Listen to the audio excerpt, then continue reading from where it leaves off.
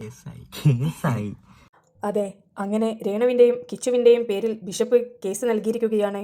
കിച്ചുവാണ് ഇത് സോഷ്യൽ മീഡിയയിൽ വന്ന് പറഞ്ഞിരിക്കുന്നത്. ദാനം കിട്ടിയ വീടിനെതിരെ ഇതുവരെ ഒരു വാക്കുപോലും ശബ്ദിക്കാത്ത ഒരു വ്യക്തിയാണ് കിച്ചു. എന്നിട്ടും ആ പയ്യന്റെ പേര് കൂടി ചേർത്തുകൊണ്ടായിരുന്നു കേസ് വന്നിരുന്നത്.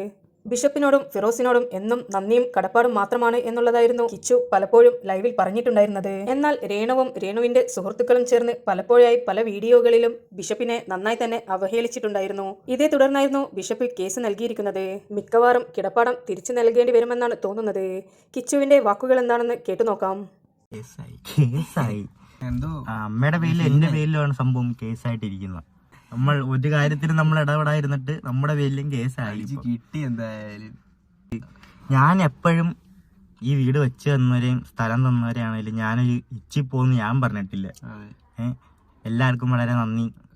ഞാൻ ഇപ്പോഴും പറയുന്നുണ്ട്. ഞാൻ എല്ലാരെയും സപ്പോർട്ട് ചെയ്ത് നല്ലൊരു കാര്യമാണ് ഞങ്ങൾക്ക് ചെയ്തു തന്നിരിക്കുന്നത്. അതിൽ എനിക്ക് സന്തോഷം മാത്രമേ ഉള്ളൂ. കിച്ചു ഇന്നുവരെ ബിഷപ്പിനെയും ഫിറോസിനെയും കുറിച്ച് മോശമായി ഒരു വാക്കുപോലും പറഞ്ഞിട്ടില്ല. പല ലൈവുകളിലും കിച്ചു വീടിനെക്കുറിച്ച് മറ്റുള്ളവർ ചോദിക്കുമ്പോൾ എല്ലാവരോടും നന്ദി മാത്രമാണ് ഉള്ളത് എന്നായിരുന്നു പറഞ്ഞിട്ടുണ്ടായിരുന്നത്. രേണുവിന്റെ പല കോൺട്രവേഴ്സീസ് നിറഞ്ഞ ന്യൂസുകൾ വരുമ്പോഴും കിച്ചു മൗനം തന്നെയായിരുന്നു പാലിച്ചിരുന്നത്.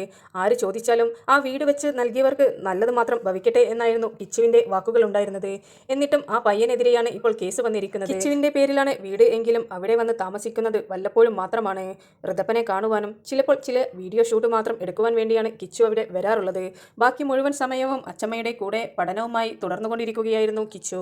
ഇനി എന്തൊക്കെയാണ് സംഭവിക്കാൻ പോകുക എന്നുള്ളത് ഉടൻ തന്നെ നമുക്ക് സോഷ്യൽ മീഡിയയിൽ കണ്ടറിയാം. നിങ്ങൾക്ക് വീഡിയോ ഇഷ്ടപ്പെട്ടിട്ടുണ്ടെങ്കിൽ ഒരു ലൈക്കും ഷെയറും സബ്സ്ക്രൈബും ചെയ്യുവാൻ മറക്കരുത്.